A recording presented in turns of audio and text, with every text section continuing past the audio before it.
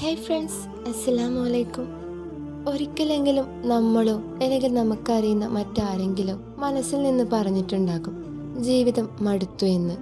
ഒന്നുകിൽ സ്റ്റഡീസിൽ, അല്ലെങ്കിൽ വർക്കിൽ, അതും അല്ലെങ്കിൽ റിലേഷൻഷിപ്പിൽ, അല്ലെങ്കിൽ ഹെൽത്ത് വൈസ്, ഇങ്ങനെ ഓരോ കാര്യങ്ങൾ എടുത്തു നോക്കുമ്പോഴും അവർക്ക് തടസ്സങ്ങളും തോൽവികളും മാത്രമായിരിക്കും ഉണ്ടാവുക. ആ ഒരു സമയത്ത് എല്ലാം നഷ്ടപ്പെട്ടതുപോലെ തോന്നുന്ന ആ ഒരു മനസ്സിൻ്റെ ഭാരം, അത് അവരെയോ അല്ലെങ്കിൽ നമ്മളെയോ ജീവിതം മടുത്തെന്ന് തിങ്ക് ചെയ്യാൻ വേണ്ടിയിട്ട് കാരണമാകും. എന്നാൽ വിശ്വാസികൾക്ക് ഇതിന് പ്രത്യേക ഉത്തരമുണ്ട്. മടുത്തെന്ന് തോന്നുന്ന ഹൃദയം അള്ളാഹുവിനോട് ചേർന്ന് പുതുതായി വീണ്ടും ജീവിച്ചു തുടങ്ങാൻ വേണ്ടി പറ്റും. നമ്മൾ എപ്പോഴെങ്കിലും ചിന്തിച്ചു നോക്കുക, ജീവിതം മടുത്തെന്ന് തോന്നുന്നത് എന്തുകൊണ്ടാണെന്ന്. ഒന്നുകിൽ അധികം പ്രതീക്ഷകൾ നമ്മൾ ചിന്തിക്കുമ്പോൾ, ലോകത്തോട് അനാവശ്യ പ്രതീക്ഷകൾ വെച്ച് അവ നമുക്ക് ഫുൾഫിൽ ചെയ്യാൻ വേണ്ടി പറ്റാത്തപ്പോൾ നമ്മുടെ മനസ്സ് തോറ്റുപോകുന്നു.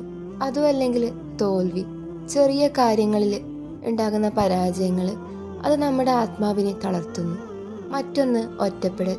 നമ്മൾ ഒറ്റപ്പെട്ടെന്ന് തോന്നുമ്പോൾ എനിക്കാരുമില്ല എന്നൊരു തോട്ട് സ്വാഭാവികമായിട്ടും വരും. കൂടാതെ പാപത്തിൻ്റെ ഭാരം, ചിലപ്പോൾ നമ്മുടെ മനസ്സിൻ്റെ ക്ഷീണം, ഹൃദയത്തിൻ്റെ ഇരുട്ട്, അത് നമ്മൾ ചെയ്ത പാപത്തിൻ്റെ ഫലമായി ഉണ്ടാകുന്ന ഭാരമായിരിക്കും. ഖുർആനിലൂടെ അള്ളാഹു പറയുന്നു, അള്ളാഹുവിനെ ഓർക്കുന്ന ഹൃദയങ്ങൾക്ക് സമാധാനം ലഭിക്കുമെന്ന്. നമ്മുടെ നബി സല്ലല്ലാഹു അലൈഹി വസല്ലമയുടെ ജീവിതം എടുത്തു നോക്കുകയാണെങ്കിൽ അത് നമുക്ക് ജീവിക്കാൻ വേണ്ടിയിട്ടുള്ള ഒരു മോട്ടിവേഷനാണ്.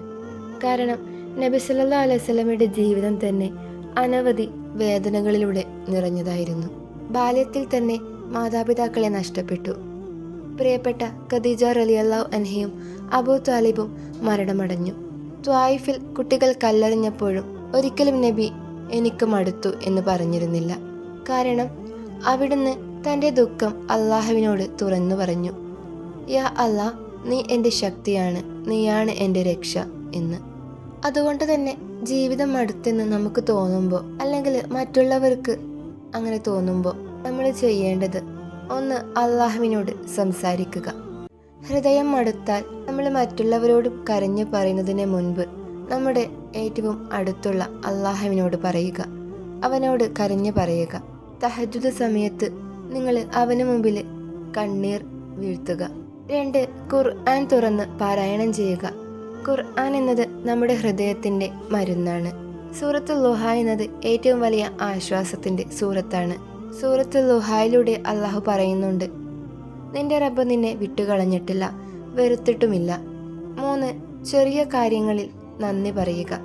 നമ്മൾ ഒരിക്കലും ചിന്തിക്കാത്ത പല കാര്യങ്ങളിലൂടെ അള്ളാഹു നമ്മെ അനുഗ്രഹിച്ചിട്ടുണ്ട്.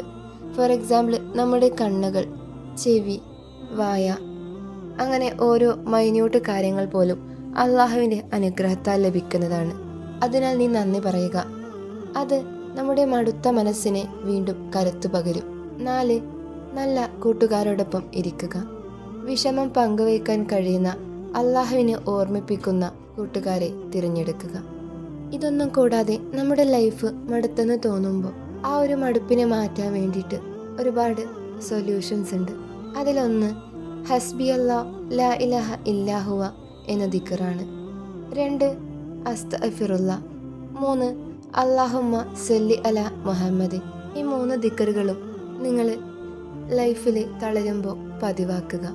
അത് നിങ്ങളെ വീണ്ടും മനസ്സുകൊണ്ട് സ്ട്രോങ് ആക്കാൻ വേണ്ടിയിട്ട് ഹെൽപ്പ് ചെയ്യും. ഫ്രണ്ട്സ്, ലൈഫ് മടുത്തെന്ന് തോന്നുന്ന സമയത്ത് അത് അള്ളാഹുവിലേക്കുള്ള ഒരു വിളിയാണെന്ന് മനസ്സിലാക്കുക. അള്ളാഹു പറയുന്നുണ്ട്, നിങ്ങൾ ക്ഷീണിച്ചാൽ ഞാനുണ്ട്, നിങ്ങൾ കരഞ്ഞാൽ ഞാനുണ്ട്, നിങ്ങൾക്ക് ആര് ഇല്ലാതായാലും ഞാൻ നിങ്ങളുടെ കൂടെയുണ്ടെന്ന്. അതിനാൽ ജീവിതം എത്ര പ്രയാസപ്പെട്ടാലും യാ റബ്ബ്, എനിക്ക് നീ മതിയാകുന്നു എന്ന് നിങ്ങൾ പറയുക. ജീവിതം മടുത്തെന്ന് തോന്നുമ്പോൾ നിങ്ങൾ അള്ളാഹുവിനോട് ചേർന്ന് കഴിയുക. അതാണ് സത്യമായ ആശ്വാസം. അസ്സലാമു അലൈക്കും വറഹ്മത്തുള്ളാഹി തആല വബറകാതുഹു.